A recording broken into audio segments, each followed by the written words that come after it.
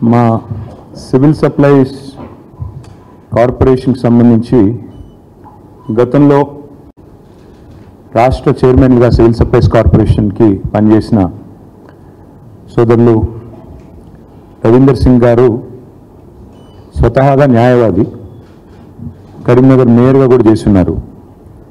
ఆయన ఒక 15 రోజుల కిందట మొట్టమొదటిసారి కాంగ్రెస్ ప్రభుత్వం వచ్చిన తర్వాత బియ్యం కొనుగోలులో, అదేవిధంగా ఈ రైతన్నల ధాన్యం ఏదైతే మరి ప్రభుత్వం ఎఫ్సిఐ కోసం కొనుగోలు చేస్తుందో, ఈ సన్న బియ్యం విషయంలో, అదేవిధంగా ఈ ధాన్యం విషయంలో ఒక పెద్ద కుంభకోణం జరిగింది అంటూ 15 రోజుల కిందటనే కరీంనగర్లో మొదటిసారి తాను నిర్దిష్టమైన ఆరోపణ చేయడం జరిగింది. ప్రభుత్వం నుంచి ఏ రకమైన స్పందన కూడా ఈ 15 రోజుల్లో రాలేదు. తదనంతరం ఒక వారం రోజుల కిందట మాజీ శాసనసభ్యులు, మాజీ సివిల్ సప్లైస్ కార్పొరేషన్ అధ్యక్షులు సోదరులు రెడ్డి సుదర్శన్ రెడ్డి గారు కూడా ఈ ఆరోపణలను ఆధారాలతో నిర్దిష్టంగా మళ్ళీ తిరిగి వారం రోజుల కిందట వారు కూడా మరొక పత్రికా సమావేశాన్ని నిర్వహించడం జరిగింది. ప్రభుత్వం ఇప్పటి వరకు, ముఖ్యంగా ప్రభుత్వంలో ఉండే బాధ్యులు, గౌరవ మంత్రి ఉత్తమ్ కుమార్ రెడ్డి కానీ లేదా ముఖ్యమంత్రి రేవంత్ రెడ్డి కానీ ఈ రోజు వరకు ఈ కుంభకోణం మీద కనీసం పెదవి విప్పడం లేదు. కనీసం ఒక్క మాట మాట్లాడడానికి కూడా ఇష్టపడడం లేదు. ఒక్క ప్రశ్నకు కూడా ఇంతవరకు సమాధానం చెప్పలేదు. ఇవాళ బీఆర్ఎస్ పార్టీ తరఫున మేము నిర్దిష్టమైన ఆధారాలతో సహా ఇవన్నీ కూడా మీ ముందు బయట పెడతా ఉన్నాము. మేము కొన్ని డిమాండ్లు కూడా చేయబోతా ఉన్నాము. మేము మొదటి నుంచి చెప్తా వచ్చింది ఒకటే, కాంగ్రెస్ అంటేనే మరి బీఆర్ఎస్ అంటే స్కీములు, కాంగ్రెస్ అంటే స్కాములు. నిజానికి కాంగ్రెస్ అంటేనే స్కామ్ గ్రేస్ అని పిలుస్తారు. కుంభకోణాల కుంభమేళ జరుగుతుంది తెలంగాణలో ఈ కాంగ్రెస్ వస్తే అనే మాట మేము ఎన్నికల ముందు 6 నెలల ముందే చెప్పడం జరిగింది. ఇవాళ కాంగ్రెస్ పార్టీ పెద్దలు ముఖ్యంగా ఈ రాష్ట్రంలో ఒకటే ఫిలాసఫీ పెట్టుకున్నారు, గల్లీ మే లూటో ఢిల్లీ మే బాంటో. అంటే ఇక్కడ దోచుకో, గల్లీలో దోచుకో, ఢిల్లీలో అక్కడ ఉండే కాంగ్రెస్ పెద్దలకు, అక్కడ ఉండే వారికి మరి అందులో ఎందుకంటే సామంతరాజులు కప్పాలు కట్టాలి కాబట్టి ఇక్కడ నుంచి అక్కడ వరకు వారు పంపకాలు, సూట్ కేసులు మోయడం ఇవన్నిట్లో బిజీగా ఉన్నారు. ఇవాళ ఏది వదలట్లేదు వీళ్ళు. రైతన్నల ధాన్యం నుంచి విద్యార్థుల అన్నం వరకు అన్నింటి మీద కూడా ఇవాళ కుంభకోణాలకు తెరలేపింది కాంగ్రెస్ ప్రభుత్వం. ఈ 2 కుంభకోణాలు కలిపి నేను మొత్తం వివరంగా చెప్తాను. ఇటు రైతులేమో పడిగాపులు పడుతుంటే రోడ్ల మీద ఇంకా ధాన్యం కొనుగోలు పూర్తిగాక అకాల వర్షాలతో సతమతమయ్యి కొనుగోలు కేంద్రాలలో రైతులు కన్నీళ్లు పెట్టుకుంటే, మరొకవైపు ప్రభుత్వం మాత్రం ధాన్యం కొనుగోలు మీద దృష్టి పెట్టకుండా వాళ్ళు చాలా బిజీగా ఈ ధాన్యం కుంభకోణం మీద దృష్టి పెట్టి మరి స్వయంగా ముఖ్యమంత్రి గారి పేషీ నుంచి పౌర సరఫరాల శాఖ డిపార్ట్మెంట్ నుంచే ఈ కుంభకోణం జరిగిందనేది మాకు వస్తున్న ఇన్ఫర్మేషన్. ప్రభుత్వ ఖజానాకు గండి కొట్టడం, కొంతమంది కాంట్రాక్టర్లకు దోచిపెట్టడం, వాళ్ళు వీళ్ళు కలిసి చీకటి దందా చేసి ఒక 1000 కోట్ల రూపాయల కుంభకోణం ఈరోజు నేను నిర్దిష్టంగా చేస్తున్న ఆరోపణ. ఇప్పటికే రాష్ట్రంలో బీ ట్యాక్స్ అని, ఆర్ ట్యాక్స్ అని, ఆర్ఆర్ ట్యాక్స్ అని, యూ ట్యాక్స్ అని రకరకాలుగా ట్యాక్స్ల గురించి వింటా ఉన్నాం, అన్అఫీషియల్ ట్యాక్స్ల గురించి వింటా ఉన్నాం. ఈరోజు ఈ స్కామ్లో మాత్రం కేవలం ఇక్కడ తెలంగాణలోని కాంగ్రెస్ పెద్దలకే కాకుండా ఢిల్లీ పెద్దల దాకా కూడా మరి హస్తం ఉందని చెప్పి మాకున్న సమాచారం. ఇప్పుడు మీకు 2 భాగాలుగా నేను చెప్పాలి. ఈ ప్రభుత్వం ఎట్లా ఉందంటే వ్యవహారము, 2 లక్షల రూపాయల రుణమాఫీ చేసే తెలివి లేదు. మహిళలకు 100 రోజుల్లోనే అన్నీ ఇస్తాం, 6 గ్యారంటీల్లో అన్నీ 100 రోజులు అమలు చేస్తామని పొంకనాలు కొట్టింది ఇదే ప్రభుత్వం. మొదటి రోజే 2 లక్షల రూపాయలు రైతన్నలకు రుణమాఫీ చేస్తామని డైలాగులు కొట్టింది, ఉదరగొట్టింది ఇదే ప్రభుత్వం, ఈ ముఖ్యమంత్రి రేవంత్ రెడ్డి. మహిళలకు 100 రోజుల్లోనే నెలకు 2500, 1,67,00,000 మంది 18 ఏళ్ళు నిండిన ఆడబిడ్డలు ఉన్నారు, వారందరికీ ఇస్తామన్నారు. రాష్ట్రంలో ఉండే 46 లక్షల మంది వృద్ధులకి నెలకి 4,000 రూపాయలు ఇస్తామన్నారు. వృద్ధులు, వితంతువులు అందరూ కలిపి ఆసరా పెన్షన్ లబ్ధిదారులు, వాళ్ళ ఫైలు కదలడం లేదు. రైతులకు రైతు భరోసా అన్నారు, నెలకు 15,000 అన్నారు, ఆ ఫైలు కూడా కదలట్లేదు, దమ్ము లేదు. సంక్షేమ పథకాలతో ప్రభుత్వం ఏదైతే మాట ఇచ్చిందో ప్రజల జేబులు నింపే పని చేతనైతే లేదు, కానీ కాంగ్రెస్ పెద్దలు మాత్రం తమ జేబులు నింపుకోవడంలో మాత్రం చాలా బిజీగా ఉన్నారు. ఈ మొత్తం స్కామ్ను అర్థం చేసుకోవాలంటే 2 భాగాలుగా మీకు చెప్పాలి. మొదటి భాగం ఏంటి అంటే 35 లక్షల మెట్రిక్ టన్నుల ధాన్యం సేకరణ కోసం పిలిచిన గ్లోబల్ టెండర్లు ఏవైతున్నాయో దాని వెనకాల జరిగింది దాదాపుగా 700 నుంచి 750 కోట్ల స్కాము. ఒకవైపు 35 లక్షల టన్నుల ధాన్యం సేకరణ కోసం పిలిచిన గ్లోబల్ టెండర్లు, అది మొదటి స్కామ్. రెండవది మధ్యాహ్న భోజన పథకం కోసం పిల్లలు తినే మధ్యాహ్న భోజనం బల్లల్లో, దానికోసం 2,20,000 మెట్రిక్ టన్నుల సన్న బియ్యం కొనుగోళ్ల పేరిట జరిగింది రెండో స్కామ్. దాని విలువ ఒక 300 కోట్లు. రెండు కలిపితే 1,011 కోట్ల కుంభకోణం, 1,100 కోట్ల కుంభకోణానికి తెరలేపింది కాంగ్రెస్ సర్కార్. ఒక మాట మొదటి స్కామ్ గురించి 700 కోట్ల కుంభకోణం గురించి మీకు వివరంగా చెప్పే ప్రయత్నం చేస్తాను. మిల్లర్ల దగ్గర 35 లక్షల మెట్రిక్ టన్నుల ధాన్యాన్ని ఏదైతే సేకరించినామో మా ప్రభుత్వం ఉన్నప్పుడు దాన్ని విక్రయించేందుకు 3 నెలల కిందట రాష్ట్ర ప్రభుత్వ ఆదేశాలతో పౌర సరఫరాల శాఖ సివిల్ సప్లైస్ కార్పొరేషన్ గ్లోబల్ టెండర్ల కహానికి తెరలేపింది. ఇది మేము మా ప్రభుత్వం ఉన్నప్పుడు దాదాపు 7,000 కోట్ల విలువ చేసే ధాన్యం నిల్వల మీద ఈ ప్రభుత్వం కన్నేసింది. అధికారంలోకి వచ్చి 50 రోజులు కాకముందే ఈ దోపిడీకి తెరలేపి జనవరి 25 నాడు కమిటీ వేసేది జనవరి 25, మార్గదర్శకాలు గైడ్లైన్స్ ఇచ్చేది అదే రోజు, టెండర్లు పిలవడం కూడా అదే రోజు. ఎంత వేగంగా, ఎంత వాయువేగంగా, జెట్ స్పీడ్తో ఏ పని కాదు ప్రభుత్వంలో. నెలకు 2,500 మహిళలకు ఇవ్వడానికి టైం లేదు, ఇంత వేగం కనబడదు. 4,000 పెద్ద మనుషులకు ఇవ్వడానికి ఆసరా పెన్షన్లు కనబడదు. రైతులకు రుణమాఫీ చేయడానికి ఈ స్పీడ్ లేదు. కానీ ఈ గ్లోబల్ టెండర్ల కోసం మాత్రం జనవరి 25 రోజే కమిటీ, జనవరి 25 రోజే గైడ్లైన్స్, జనవరి 25 రోజే అదేవిధంగా టెండర్లు కూడా వెంటనే పిలిచినారు. ఇంకా విచిత్రం ఏంటంటే మిల్లర్లు, రాష్ట్రంలో ఉండే రైస్ మిల్లర్లు, వాళ్ళు స్వయంగా కన్సెంట్ ఇచ్చినారు.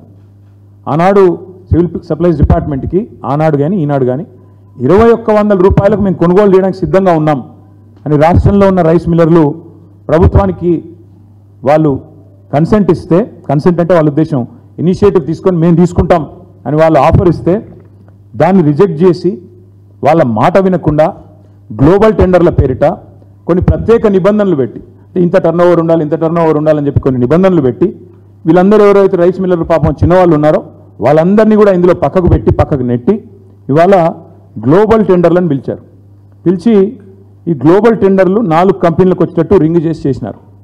కేంద్రీయ Bandar, LG industries, Hindustan company, నాకాఫ్ అనే 4 సంస్థలు దక్కించుకున్నాయి.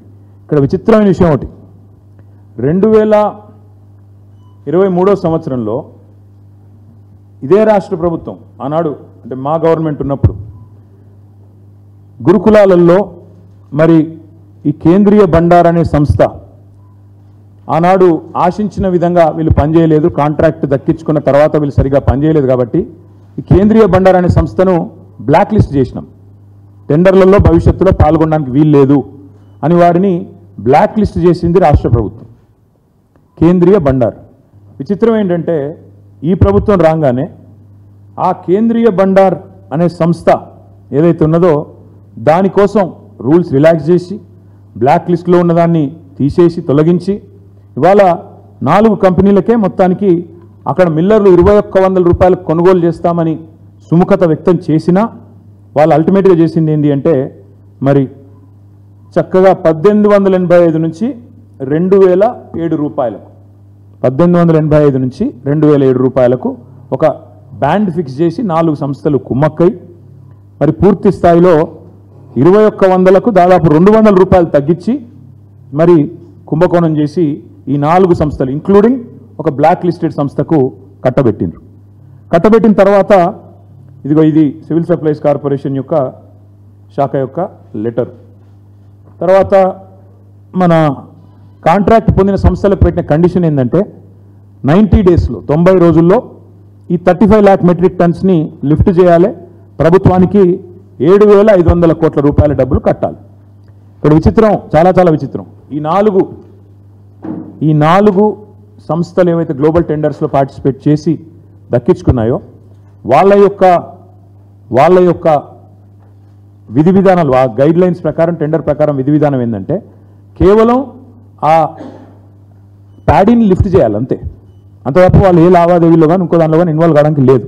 కానీ ఈ నాకాఫ్ అనే సంస్థ చేసింది ఏంటంటే వాళ్ళు చేయవలసింది కేవలం 90 డేస్లో paddy 35 lakh metric tons paddy lift చేసి 7,500 కోట్లు ప్రభుత్వానికి కట్టాలి. వీళ్ళు ఏం చేస్తున్నారు? మిల్లర్లతో నేరుగా ఆర్థికపరమైన లావాదేవీలు, మనీ లాండరింగ్కి పాల్పడ్డారు. ఈ 4 సంస్థలు మనీ లాండరింగ్కి పాల్పడి ఆ రైస్ మిల్లర్లను బెదిరిస్తూ ఇవాళ గోదాముల్లో ఉన్న ధాన్యాన్ని తీసుకొని పోకుండా ఇది వాళ్ళు లావాదేవీలు పాల్పడ్డారనడానికి ఇక వాళ్ళ డైరెక్ట్గా వాళ్ళ కరెస్పాండెన్స్ నాకాఫ్ ఎండి విసిఎన్ మేనేజింగ్ డైరెక్టర్ ఆయన చేస్తున్న లావాదేవీలు ఏమని స్టేట్ మేనేజర్ డైరెక్ట్గా ఫలానా సంస్థలు ఇన్ని డబ్బులు అంటూ ఆయన వాళ్ళకు జరిపిన లావాదేవీల యొక్క మరి డీటెయిల్స్ ఇక్కడ ఉన్నాయి. ఇందులో విచిత్రమైన విషయం, వీళ్ళు పాడిందేమో టెండర్ వేసిందేమో 1885 నుంచి 2007 రూపాయలకి.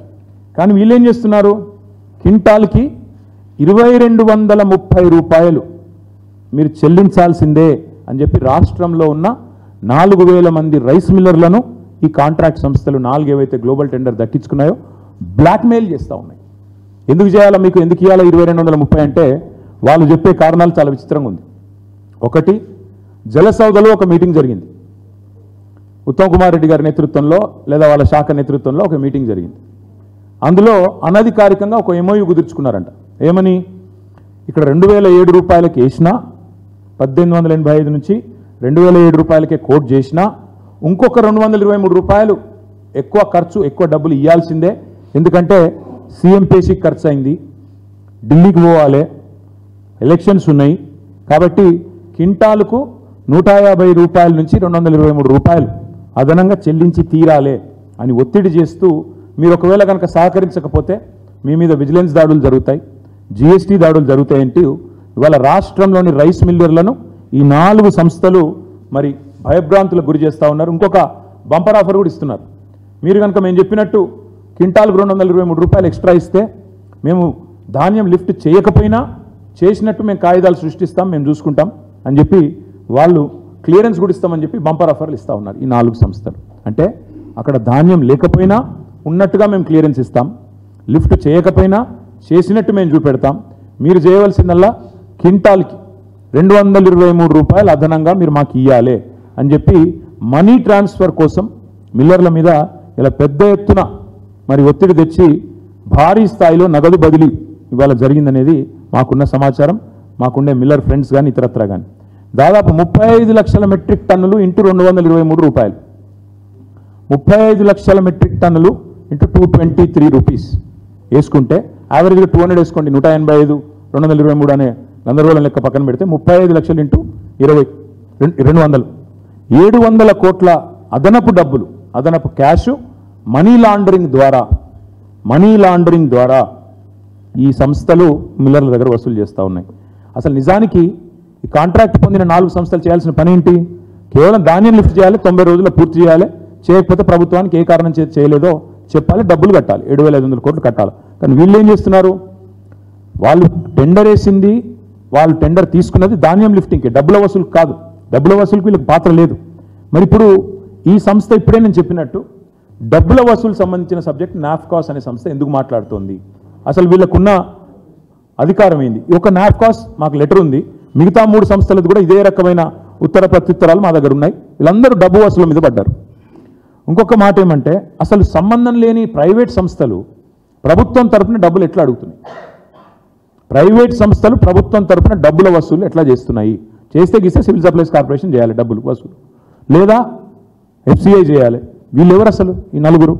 అదేవిధంగా ఈ 700 కోట్లు 35 లక్షలు ఇంటూ మరి 200 రూపాయలు. ఇంకా విచిత్రం, ఈ 4 సంస్థలు మేము చెప్పినట్టు తినకపోతే విజిలెన్స్ దాడులు జరుగుతాయి అని మిల్లర్లను బెదిరిస్తున్నారు. కాంట్రాక్టు ఏజెంట్ వీళ్ళు ఏవైతే 4 ఏజెన్సీలు ఉన్నాయో లిటరల్లీ వీళ్ళు ప్రభుత్వ ఏజెంట్ లాగా డబ్బుల వసూలుకు ఒక హఫ్తా వసూలు చేసే వాళ్ళు ఉంటారు కదా, ఆ టైప్లో బెదిరించే ప్రయత్నం చేస్తూ ఉన్నారు. ఇక్కడ ఆశ్చర్యకరమైన విషయం ఇందాక నేను చెప్పింది 2100 రూపాయలకు మిల్లర్లు మేము కొంటామని సుముఖత వ్యక్తం చేసినాక కూడా 1885 నుంచి 2007 రూపాయల వరకే ఎందుకు బ్యాండ్ ఫిక్స్ చేసి నలుగురిని రింగు చేసి ఎలిజిబిలిటీ క్రైటీరియా అని పెట్టి చిన్న చిన్న సంస్థలన్నింటినీ ఎదరగొట్టింది ప్రభుత్వం పౌర సరఫరాల శాఖ ముఖ్యమంత్రి రేవంత్ రెడ్డి సమాధానం చెప్పాలి. అదే మాదిరిగా టెండర్లలో మరి జనవరి 25 టెండర్ పిలిచారు. ఈరోజు మే 25, ఫిబ్రవరి, మార్చి, ఏప్రిల్, మే 4 నెలలు అయిపోయింది. 23కి మొన్న అయిపోయింది. వాళ్ళకి ఇచ్చిన 90 రోజుల కాల పరిమితి కూడా ముగిసిపోయింది. 3 నెలల్లో 90 రోజుల్లో మిల్లులన్నీ ఖాళీ చేయాలనే నిబంధన ఉంది. ఎందుకంటే నెక్స్ట్ సీజన్ వస్తుంది, ప్రొక్యూర్మెంట్ చేయాలి. ఆడ ఖాళీ లేకపోతే మరి పికప్ చేయరాదు, స్టాక్ పికప్ చేయరాదు, అక్కడ స్టాక్ చేయరాదు. కాబట్టి ఈ రోజు వరకు మాకున్న సమాచారం ఈ ఏజెన్సీలు 20% కూడా ఇంతవరకు ప్యాడీ అక్కడి నుంచి పికప్ చేయలేదు, లిఫ్ట్ చేయలేదు. 20% కూడా పికప్ చేయలేదు. మరి 90 రోజులు పూర్తయినా డబ్బులు చెల్లించలేదు, స్టాక్ లిఫ్ట్ చేయలేదు. దీని వెనకాల ఏం జరుగుతోంది? మరి మిల్లర్లను బెదిరించడంలో బిజీగా ఉన్నట్టున్నారు. మరి డెడ్ లైన్ అయిపోయింది. డెడ్ లైన్ అయిపోయిన తర్వాత మరి ప్రభుత్వం ఏం చేయాలా? నిబంధనల ప్రకారం ఒకవేళ వాళ్ళు చెప్పిన ప్రకారం కనుక ఆనర్ చేయకపోతే వెంటనే కాంట్రాక్టర్ల మీద చర్యలు తీసుకోవాలి, బ్లాక్ లిస్ట్లో పెట్టాలి. కానీ ఇప్పుడు ప్రభుత్వం ఏం చేస్తుంది? ఇంకా వాళ్ళకి రావాల్సిన 700 కోట్లు రాలేదు కాబట్టి చేతికి మొత్తంగా ఇవాళ ఎక్స్టెన్షన్ చేసే ప్రయత్నంలో ఉన్నారు. ఎందుకు? మిల్లర్లను మరింత బెదిరియాలి. ఎలక్షన్స్ అయిపోయినాయి, ఇంకా లిఫ్ట్ చేయకుండా ఇంకా మిల్లర్లను మళ్ళీ బెదిరించి నెక్స్ట్ సీజన్ పెట్టి మెడ మీద కత్తి పెట్టి మీరు అకాల వర్షాలు ఇప్పటికే పడుతున్నాయి, మీరు వెంటనే డబ్బులు కట్టకపోతే మీ తాట తీస్తాం, మీ లైసెన్స్ క్యాన్సిల్ చేస్తాం అని మిల్లర్లను బెదిరించి ఇవాళ రైతుల కోసం మాట్లాడుతున్నట్టు నటించి ఇవాళ అదనంగా డబ్బులు వసూలు చేసే చక్కర్లో ఉన్నారు. వాస్తవంగా జరగాల్సింది ఏంది? కాంట్రాక్ట్ ఏజెన్సీలు ఏవైతే 90 రోజుల్లో లిఫ్ట్ చేస్తామన్నాయో అక్కడ మిల్లులలో లిఫ్ట్ చేస్తేనే స్థలం ఖాళీ అవుతుంది, ప్రభుత్వానికి డబ్బులు వస్తాయి, నెక్స్ట్ సీజన్ ప్రొక్యూర్మెంట్ సాఫీగా అవుతుంది. ఒకవేళ జరగకపోతే ఏం జరుగుతుంది? ప్రభుత్వం మరొక 150 కోట్లు నెలకు వడ్డీ అదనంగా చెల్లించాల్సిన పరిస్థితి సివిల్ సప్లైస్ కార్పొరేషన్ వాళ్ళకు వస్తుంది. ఇవాళ ప్రభుత్వం చెప్పాలా? మేము అడుగుతా ఉన్నాం, డిమాండ్ చేస్తూ ఉన్నాం ప్రధాన ప్రతిపక్షంగా. ఇప్పటి వరకు ఎంత ధాన్యం ఈ 90 రోజుల్లో మరి కొనుగోలు జరిగింది, ఎంత లిఫ్ట్ చేసినారో స్పష్టంగా రాష్ట్ర ప్రజల ముందు శ్వేతపత్రం ప్రచురించండి. టెండర్ నిబంధనల మీదకు 90 రోజుల్లో కనుక మీరు తీసుకోకపోతే ఎందుకు మీరు ఉపేక్షించి మళ్ళీ ఎక్స్టెన్షన్ చేసే ప్రయత్నం చేస్తున్నారో మీరు చెప్పాలి. అన్నింటికి మించి రొనాల్డ్ రాస్ ఆనాడు కేంద్రీయ బండార్ అనే సంస్థ తప్పుడు పనులు చేసింది అని బ్లాక్ లిస్ట్ చేసినారు కదా. టీఆర్ఎస్ హయాంలో బ్లాక్ లిస్ట్ చేసిన సంస్థను మీరెందుకు వెంటనే దాన్ని తీసేసి ఈ టెండర్లో పార్టిసిపేట్ చేసే విధంగా అనుమతించారు? ప్రజలకు వివరంగా చెప్పాలి. ఇందులో మీకు 100 కోట్ల రూపాయలు ముట్టిన మాట వాస్తవమా కాదా మరి ఎంక్వైరీ ద్వారా తేల్చాలా, అది కూడా డిమాండ్ చెప్తాను నేను. ఈరోజు మరి ఏ సంస్థలైతే ఈ రకంగా 90 రోజుల్లో ఇచ్చిన పని చేయకుండా జాప్యం చేస్తూ మిల్లర్లను బెదిరిస్తూ వారితో కేవలం లిఫ్టింగ్, ప్యాడీ లిఫ్టింగ్ కాడికే వాళ్ళకి వెసులుబాటు ఉంటే కాంట్రాక్ట్లో డబ్బుల లావాదేవీలు కూడా ఇవాళ చేస్తున్నారు.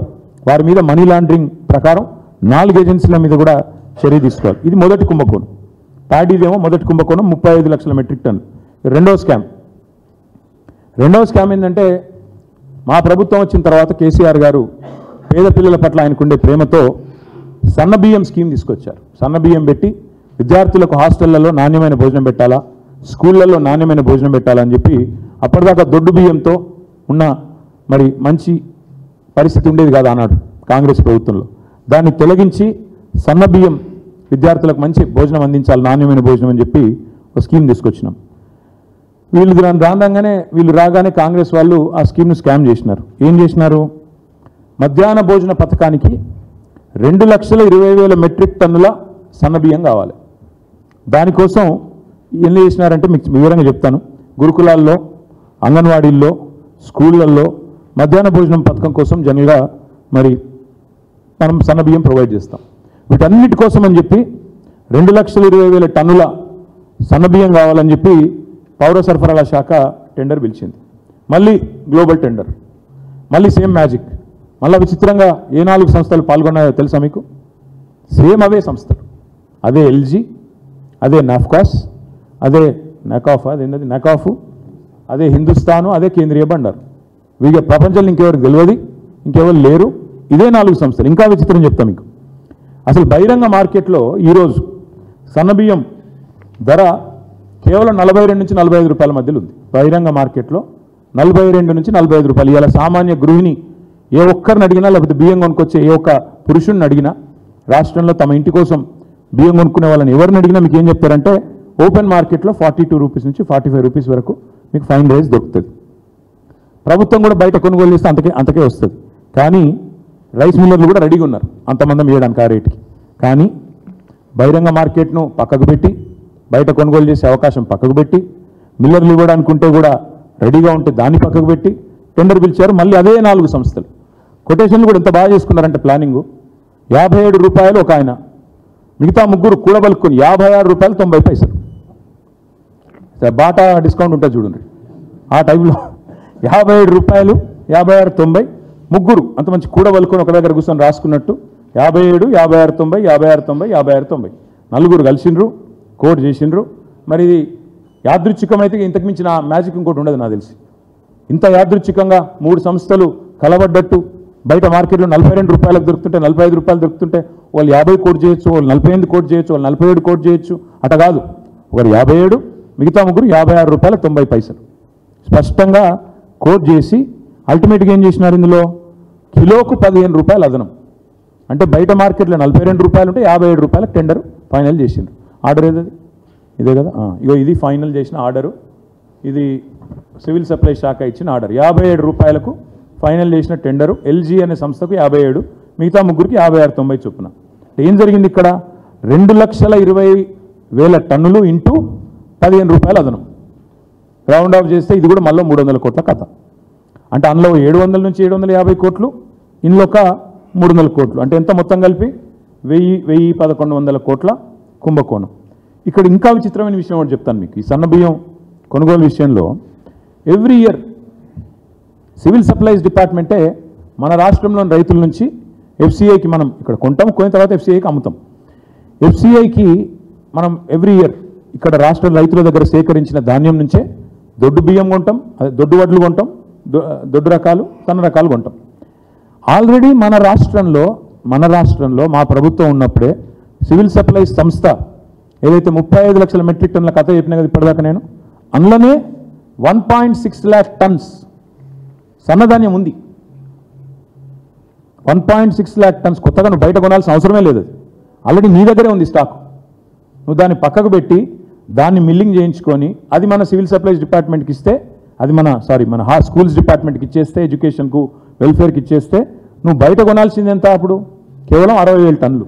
కానీ వీళ్ళు ఏం చేసిండ్రు, 1.6 lakh టన్స్ రెడీగా నీ దగ్గరే స్టాక్ ఉన్నా దాన్ని పక్కకు పెట్టి దాన్నేమో 22 రూపాయలకు అమ్ముతారు. 22 రూపాయలు 59 పైసలకు దాన్ని అమ్ముతారు. ధాన్యాన్ని, బియ్యాన్ని కాదు, ధాన్యాన్ని. కాదంటే ఏం చేయాలి, నిజానికి ప్రభుత్వానికి కామన్ సెన్స్ ఉంటే, సివిల్ సప్లైస్ డిపార్ట్మెంట్కి నిజంగానే సిన్సియారిటీ ఉంటే ఈ ధాన్యాన్ని అమ్మకుండా మిల్లర్లకు ఇచ్చి వారి దగ్గర బియ్యం తీసుకోవచ్చు, సన్న బియ్యం తీసుకోవచ్చు, దానికి మళ్లించవచ్చు. తద్వారా 1,00,000 టన్నుల సన్న బియ్యం కేవలం 35 రూపాయలకు, అంటే బయట మార్కెట్లో 42 నుంచి 45 పోతున్నా 35 రూపీస్కే నీకు వస్తుండే. ఈ 1,00,000 టన్నులు పోను, మిగతాది నువ్వు పిలుచుకునేది ఉండే. ఎందుకంటే 1.6 lakh టన్ను ప్యాడీని చేస్తే, మిల్లింగ్ చేస్తే నీకు 1 lakh టన్ను ఇది వచ్చేది సన్న బియ్యం. అది పోను ఇంకొక 1 lakh టన్స్ పిలిస్తే సరిపోయేది. కానీ వీళ్ళు ఏం చేసినారు, ఆ ధాన్యాన్ని తక్కువ కమ్మి సన్న బియ్యం కోసం ఏమో ఎక్కువ ధరకు పంపి. నేను అందుకే అంటున్నా, మెడకాయమి తలకాయనోడు ఎవరన్నా పని చేస్తాడా? నిజంగా ఆలోచన ఉన్నవాడు కానీ, ప్రభుత్వ సొమ్ము విషయంలో పట్టింపు ఉన్నవాడు కానీ ఎవరైనా చేస్తారా? దీన్ని బట్టి మనకు అర్థమయ్యేది ఏంటంటే, కాంట్రాక్ట్ సంస్థలతో కాంగ్రెస్ పెద్దలు బాగా మంచి మిలాఖాత్ అయ్యి బ్రహ్మాండంగా ఇవాళ వాళ్ళు వీళ్ళు అంతా బదులుకొని మిల్లర్ల మెడ మీద కత్తిపెట్టి, ఇంకోవైపు రాష్ట్ర రైతాంగం మీద లేని ప్రేమను నటిస్తూ బ్రహ్మాండంగా 1,100 కోట్ల రూపాయల కుంభకోణానికి ఈ 2 స్కామ్ల రూపంలో వారు తెరలిప్పడం జరిగింది. లేకపోతే బ్లాక్ లిస్ట్ అయిన సంస్థల్ని బలవంతంగా తెచ్చుడేందుకు, మిల్లర్లు బయట 2100 కొంటమని చెప్పంగా మీరు 1885 నుంచి 2007కే బ్యాండ్ ఫిక్స్ చేసేందుకు, బయట బహిరంగ మార్కెట్లో 42 నుంచి 45 రూపాయలకు సన్నబియ్యం దొరుకుతుంటే మీరు 57 రూపాయలు కొనుడేంది? ఇవన్నీ చూస్తుంటే మరి మీకు డౌట్ రావచ్చు, మరి మీరేం చేసిండ్రు, మీ ప్రభుత్వ హయాంలో మీరు ఎట్లా నడిపినారో మీరు అడగవచ్చు. మా ఇద్దరు కార్పొరేషన్ చైర్మన్లు కూడా ఉన్నారు, వాళ్ళ సాక్షిగా చెప్తా ఉన్నాం. పేద విద్యార్థులకు సన్నబియ్యంతో కడుపు నింపే కార్యక్రమాన్ని మేము తీసుకొచ్చినాక ఏం చేసినాం, మేము ఆనాడు పౌర సరఫరాల శాఖ మీద ఆర్థిక భారం పడకుండా బీఆర్ఎస్ సర్కార్ ఆనాడు చర్యలు తీసుకుంది. ఏం చేసేది, మేము ప్రభుత్వం కొనుగోలు చేసిన ధాన్యంలోనే మేము సన్నధాన్యాన్ని సిఎంఆర్ కింద ఎఫ్సిఐకి ఇవ్వకుండా రాష్ట్ర కోటా కింద మేము వాడుకొని దాన్ని మళ్ళీ స్కూళ్ళకి వెల్ఫేర్ డిపార్ట్మెంట్స్కి ఇప్పుడు నేను చెప్పినట్టు తక్కువ ధరకి ఇచ్చేది. ఆ బియ్యాన్ని గురుకులాలకు ఇతర సంస్థలకు మేము ఇచ్చేది. ఒకవేళ సన్నధాన్యం కనుక తక్కువ వస్తే దొడ్డు ధాన్యాన్ని మిల్లర్లకు ఇచ్చి క్వింటాల్కు 140 రూపాయలు అదనంగా ఇచ్చేది మేము, అంతే. ఇచ్చి తద్వారా డబ్బులు సేవ్ చేసే ప్రయత్నం మేము రాష్ట్ర, ఎందుకంటే ఎక్స్చెకర్ మనీ కాబట్టి ఆ రకంగా పౌర సరఫరాల సంస్థ మీద భారం పడకుండా తీసుకున్నాం. కానీ కాంగ్రెస్ ఏం చేసింది? సివిల్ సప్లైస్ కార్పొరేషన్ ఇవాళ ఒక కామధేనువుగా కల్పతరువుగా మార్చుకొని 1100 కోట్ల రూపాయలు ఇవాళ కుంభకోణానికి తెరలేపింది. ఈ విషయం మొత్తంలో మా అనుమానం అయితే ముఖ్యమంత్రి రేవంత్ రెడ్డి గారి కార్యాలయం ఆయన అనుమతి లేకుండా, ఎందుకంటే శివుడు ఆజ్ఞ లేనిది సీమ గుట్టదంటారు. ఇవాళ రేవంత్ రెడ్డి పాత్ర లేనిది, రేవంత్ రెడ్డి ఆజ్ఞ లేనిది ఉత్తమ్ కుమార్ రెడ్డి గారు అది చేస్తారని నేనైతే అనుకోను. తప్పకుండా మరి ఢిల్లీ పెద్దల నుంచి రాష్ట్ర ముఖ్యమంత్రి నుంచి పౌర సరఫరాల శాఖ దాకా అందరి పాత్ర కూడా ఇందులో ఉంది. ఇందులో అనుమానం ఏమీ లేదు. ఎందుకంటే బహిరంగ మార్కెట్ 42 రూపాయలు దొరికేదాన్ని 57 రూపాయలు కొన్నారంటేనే దాని వెనక మతలబ్ ఏదో ఉందన్నది ఎవరికైనా కూడా అర్థమవుతుంది. ఇంకా ఇలా అన్నిటికన్నా విచిత్రమైన విషయం ఏంటంటే ఈ మొత్తం వ్యవహారంలో బీజేపీ వాళ్ళ పాత్ర ఇంకా విడ్డూరంగా ఉంది. అసలు గవర్నమెంట్ ఆఫ్ ఇండియా వల్ల బీజేపీ నడుపుతోంది. ఎఫ్సిఐ అనేది గవర్నమెంట్ ఆఫ్ ఇండియా సంస్థ. ఎంఎస్పీ నిర్ధారించేది వాళ్ళే, అల్టిమేట్గా సివిల్ సప్లైస్ కార్పొరేషన్ నుంచి కొనుగోలు చేసేది వారే, అన్నీ చేసేది వారే. చాలా వాళ్ళ వాదన, వాళ్ళ వ్యవహారము చాలా అనుమానాస్పదంగా ఉంది. ఈ వ్యవహారం మొత్తం ఎఫ్సిఐ ఆధీనంలోనే ఉంది. ఫుడ్ కార్పొరేషన్ ఆఫ్ ఇండియా పూర్తి అధికారం ఉంది ఫుడ్ కార్పొరేషన్ ఆఫ్ ఇండియా. ఎందుకంటే అల్టిమేట్గా వాళ్ళే కదా కొనుగోలు చేసేది, వాళ్ళే సివిల్ సప్లైస్ కార్పొరేషన్కు ధాన్యం తీసుకొని డబ్బులు ఇచ్చేది ఎఫ్సిఐ. ఎంత మొత్తం లావాదేవీల ఆడిటింగు, మానిటరింగు, ఎంఎస్పీ ఫిక్సేషను మొత్తం చేసేది FCI. Central food consumer department government of ఇండియాలో ఏజెన్సీ ఎఫ్సిఐ. మరి ఈరోజు ఎంఎస్పీ ఆపరేషన్స్ అన్నీ కూడా ఆ సంస్థ కిందే ఉంటాయి. ఇక్కడ విచిత్రం ఏంటంటే వాళ్ళ పార్టీ శాసనసభ పక్ష నేతనేమో ఇక్కడ గొంతు చించుకుంటున్నాడు. ఏదో తప్పు జరిగిపోయింది, కుంభకోణం జరిగిపోయిందని 15 రోజుల నుంచి మొత్తుకుంటున్నాడు ఆయన. కానీ ఎఫ్సిఐ ఇంతవరకు నిమ్మకు నీరు ఎత్తినట్టుంది. ఇంతవరకు ఒక మాట కానీ పలుకు కానీ డబ్బులు తాను కట్టే విషయం కూడా మరి ఇంతవరకు తనకు పట్టనట్టుగా సొంత పార్టీ నేతలు ఇక్కడ గొంతు చించుకుంటున్నా కేంద్ర ప్రభుత్వ స్పందన లేదు అంటే ఇందులో ఏదో ఉంది మతలబ్ అనేది మేము కూడా అనుకుంటా ఉన్నాం. మేము అందుకే నిర్దిష్టంగా ఈ రాష్ట్ర ప్రభుత్వాన్ని, కేంద్ర ప్రభుత్వాన్ని కొన్ని డిమాండ్స్ పెడుతున్నాం. 90 రోజుల్లోగా ధాన్యాన్ని లిఫ్ట్ చేయని ఏజెన్సీస్ ఏవైతే ఉన్నాయో వాటి మీద వెంటనే చర్య తీసుకోవాలి, బ్లాక్ లిస్ట్ చేయాలి, ప్రజలకు చెప్పాలి. అసలు మీరు టెండర్ ఎందుకు పిలిచి మిల్లర్లు కొంటానగా ఇట్లా ఎందుకు చేసిండ్రు, ఇదంతా కూడా శ్వేతపత్రం ప్రచురించాలి అనేది నెంబర్ 1 డిమాండ్. మా ప్రభుత్వంలో గతంలో టెండర్ పిలిచినా తక్కువ రేట్ వస్తే వెంటనే రద్దు చేసినాం. ఎందుకంటే 2100 కంటే తక్కువ వస్తే ఏం లాభం ప్రభుత్వానికి, ఆల్రెడీ మిల్లర్లే కొంతందుకు రెడీగా ఉన్నారు అనే ఆలోచనతో టెండరే రద్దు చేసినాం మేము. అంతకంటే తక్కువ ధర వచ్చినా 2100 కంటే తక్కువ ధర వచ్చినా ఎందుకు టెండర్ ఆమోదించినారు, ఎందుకు బ్లాక్ లిస్ట్ చేసిన సంస్థలను ప్రత్యేకంగా మినహాయింపు ఎందుకు ఇచ్చినారు ప్రభుత్వం చెప్పాలి. అదేవిధంగా ఇప్పుడు ఎక్స్టెన్షన్ ఇద్దామని మళ్ళీ ప్రయత్నం చేస్తూ ఉన్నారు. 90 డేస్లో లిఫ్టింగ్ జరగలేదు, 20% జరిగింది, మళ్ళీ ఎక్స్టెన్షన్ ఇద్దామని చేస్తూ ఉన్నారు. దాని విషయంలో వెంటనే ఎక్స్టెన్షన్ ఇవ్వకుండా మీరు ఈ టెండర్ని రద్దు చేయాలని చెప్పి కూడా ఈ కాంట్రాక్ట్ ఏజెన్సీల వ్యవహారాన్ని బయటపెట్టాలని చెప్పి కూడా రాష్ట్ర ప్రభుత్వాన్ని మేము డిమాండ్ చేస్తూ ఉన్నాం. అదేవిధంగా ఇప్పటిదాకా ఏజెన్సీలు వాళ్ళు కేవలం వాళ్ళ బాధ్యత లిఫ్టింగ్ మాత్రమే, ప్యాడీ లిఫ్టింగ్ మాత్రమే, కానీ వాళ్ళు డబ్బుల వసూల్లో ఉన్నారు. ఏ రకంగా మీరు ఇది అలౌ చేశారు, ఇది వెంటనే రాష్ట్ర ప్రభుత్వం వివరణ ఇవ్వాలి. ఎఫ్సిఐ కూడా ఈ విషయంలో అవసరమైతే ఈడీకి కంప్లైంట్ చేయాలి. మనీ లాండరింగ్ జరిగింది, ఎఫ్సిఐ స్వయంగా ఇందులో ఇంటర్వ్యూన్ కావాలి. మీ పార్టీ ఎమ్మెల్యేనే చెప్తా ఉన్నాడు, బీజేపీ ఎమ్మెల్యే ఇక్కడ శాసనసభ పక్ష నేత మనీ లాండరింగ్ జరిగిందని చెప్తున్నాడు. మరి మీరెందుకు పలకట్లేదు? ఆడిటింగ్, మానిటరింగ్ మొత్తం ఎఫ్సిఐ బాధ్యత, ఎందుకు ఎఫ్సిఐ స్పందించట్లేదు? వెంటనే ఈ ఏజెన్సీల మీద వాళ్ళు చేసిన లావాదేవీల మీద ఎఫ్సిఐ అవసరమైతే నేరుగా ఈడీకి ఎఫ్సిఐ ఫిర్యాదు చేయాలి. ధాన్యం లిఫ్ట్ చేయకుండా 2230 రూపాయల చొప్పున చెల్లించాలని చెప్పి రైస్ మిల్లర్లను వేధిస్తున్న వ్యవహారం, మనీ లాండరింగ్ ఏదైతుందో ఇది పెద్ద కుంభకోణం. ఈ విషయంలో ఎఫ్సిఐ, నేను చెప్పేది మేము మీరు కాదు, FCI should reach out to ED, FCI should complaint to CBI because all of them are government of India agencies. They should complain, they should request enforcement directorate to look into money laundering here. తప్పకుండా కేంద్ర ప్రభుత్వ ఆధీనంలోని FCI స్పందించాలి, లేకపోతే BJP మీద కూడా మాకు అనుమానం ఉందని చెప్పి కూడా నేను విజ్ఞప్తి చేస్తా ఉన్నా. ఈరోజు ప్రతి దానికి ముఖ్యమంత్రి గారు గతంలో గొంతు చించుకుంటుండే, ఆనాడు పిసిసి ప్రెసిడెంట్గా ఈ కుంభకోణం ఆ కుంభకోణం, సెక్రటేరియట్ కింద 10,000 కోట్లు అక్కడ ఓ 10,000 కోట్లు, ఇక్కడో 10,000 కోట్లు, నోరు ఎక్కడ ఎంత ఉంటే అంత. ఔటర్ రింగ్ రోడ్లో 10,000 కోట్లు, కోకాపేట భూముల్లో 10,000 కోట్లు, సెక్రటేరియట్లో 10,000 కోట్లు, కోవిడ్లో 10,000 కోట్లు అంటూ నోటికి వచ్చినట్టు నోరు బారేసుకుంటుండే పిసిసి ప్రెసిడెంట్. మరి ఇవాళ నేను రేవంత్ రెడ్డిని అడుగుతా ఉన్నా, నీకు చిత్తశుద్ధి ఉంటే ఈ విషయం మీద సిట్టింగ్ జడ్జితోనే ఎంక్వైరీ.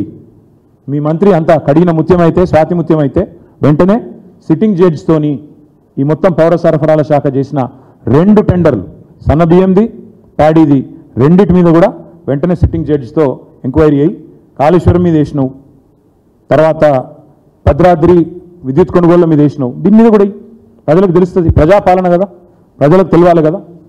తప్పకుండా సిట్టింగ్ జడ్జితో మీ సంగతి, మీ ఉత్తమ్ కుమార్ రెడ్డి సంగతి మొత్తం తెలిసిపోతుంది. ఇంకొక మాట చివరిగా, ఒకవేళ ఇటు FCI స్పందించకపోయినా, రాష్ట్ర ప్రభుత్వం స్పందించకపోయినా మేము మాత్రం వదిలిపెట్టాం.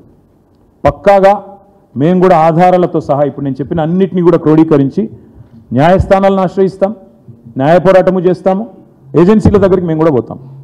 తప్పకుండా మా ప్రభుత్వం ఉన్నప్పుడు ఎంత పారదర్శకంగా వ్యవహారం నడిపినామో అది కూడా ప్రజల ముందు పెడుతున్నాం. అదే మాదిరిగా ఈ ప్రభుత్వం వచ్చినాక, కాంగ్రెస్ ప్రభుత్వం వచ్చినాక చేస్తున్న కుంభకోణాన్ని కూడా వివరంగా ఆధారాలతో సహా ప్రజల ముందు పెడతాము, ఏజెన్సీల ముందు పెడతాము, న్యాయస్థానాలకి పోతాము. తప్పకుండా ప్రజాక్షేత్రంలో వీళ్ళని వదిలిపెట్టాం. I demand once again, Food Corporation of India should immediately order or ask for an inquiry through Enforcement Directorate and CBI into the money laundering that has happened by way of these 4 agencies that have coerced, that have threatened, that have indulged in extreme money laundering to the tune of almost 700 to 800 crores in the form of paddy procurement and another 300 crores in the form of fine rice procurement in state of Telangana. రెండింటి విషయంలో, ఎందుకంటే ultimate agency is FCI, they should come in, they should step in, seek an inquiry. If they don't do it, we will certainly challenge the entire process in a court of law. We will go and knock on the doors of agencies ourselves, and we also demand state government. నేను కడిగిన ముత్యం, స్వాతి ముత్యం అని చెప్పుకునే Revanth Reddy order చేయాలి వెంటనే sitting జడ్జితో ఈ పౌర సరఫరాల శాఖ మీద వెంటనే ఎంక్వైరీ ఆదేశించాలని చెప్పి కూడా మా పార్టీ తరఫున డిమాండ్ చేస్తాం. Thank you.